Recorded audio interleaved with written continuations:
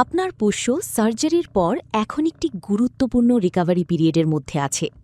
এই সময়ে সঠিক যত্নই নিশ্চিত করে দ্রুত এবং নিরাপদ সুস্থতা। অপারেশনের পর সাধারণত 1 থেকে 2 ঘন্টার মধ্যে পোষ্য নড়াচড়া শুরু করে। 10 থেকে 12 ঘন্টার মধ্যে ধীরে ধীরে সেন্স ফিরে আসে। আর পুরোপুরি স্বাভাবিক হতে সর্বোচ্চ 24 ঘন্টা পর্যন্ত সময় লাগতে পারে। এই 24 ঘন্টার মধ্যে যদি পুরো সেন্স ফিরে না আসে, তাহলে দ্রুত ক্লিনিকের সাথে যোগাযোগ করুন।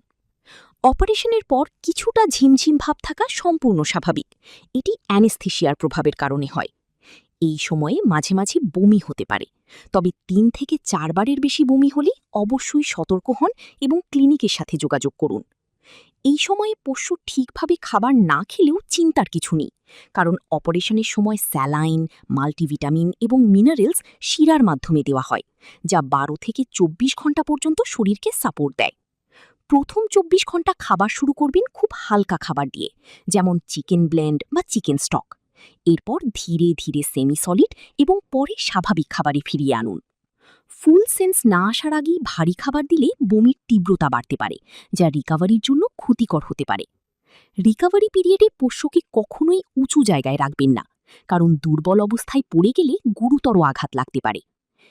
কলার সব সময় ব্যবহার করতে হবে, যাতে পোষ্য ক্ষতস্থান চেটে ইনফেকশন তৈরি না করে। ক্ষতস্থান যেন কোনোভাবেই ভিজে না যায় সেদিকে অবশ্যই খেয়াল রাখুন।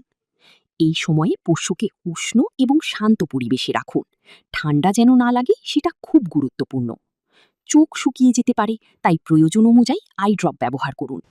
শরীরের তাপমাত্রা Oh no, 102.5 ডিগ্রি 103.8. ফারেনহাইটের বেশি I হলে need to call জ্বর the ধরা vet হয়। right away. এমন হলে দেরি না করে ক্লিনিকের সাথে যোগাযোগ করুন।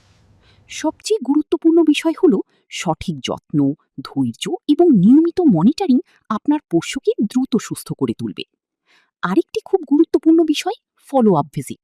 প্রেসক্রিপশনে উল্লেখিত নির্ধারিত তারিখ অনুযায়ী অবশ্যই আপনার পোষ্যকে ফলো আপে নিয়ে আসুন। যে কোনো জরুরি প্রয়োজনে আমাদের সাথে যোগাযোগ করুন।